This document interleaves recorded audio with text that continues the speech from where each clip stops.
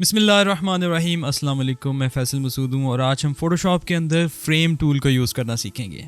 आप जैसा कि यहाँ पे देख सकते हैं कि आपको क्रॉप टूल से नीचे फ्रेम टूल नज़र आ रहा है जिसकी शॉर्टकट की के है।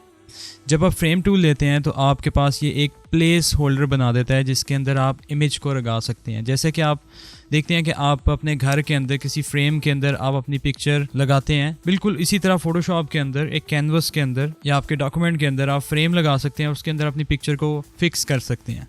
जैसे फॉर एग्जांपल देखें, मैं यहाँ पे अपनी पिक्चर को ड्रैग करके ले आता हूँ और मैं इसको इस फ्रेम के अंदर ला के जब छोड़ता हूँ तो वो इस फ्रेम के अंदर इसको फिट कर देगा, ठीक है। और जब आपने इस पिक्चर को चेंज करना है तो आप इस पर डबल क्लिक करेंगे तो आप इसके पिक्चर को मूव कर सकते हैं फ्रेम के अंदर। और जब आपने फ्रेम को मूव करना है तो आप मूव टूल लेके इस फ्रेम को उठा के मूव कर सकते हैं।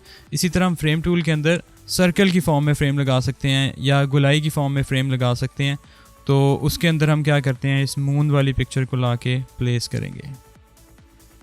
जब आप इस फ्रेम के अंदर इस इमेज को बड़ा करना चाहते हैं, रीसाइज करना चाहते हैं, तो इस पर डबल क्लिक करें, आपका इमेज सेलेक्ट हो जाएगा।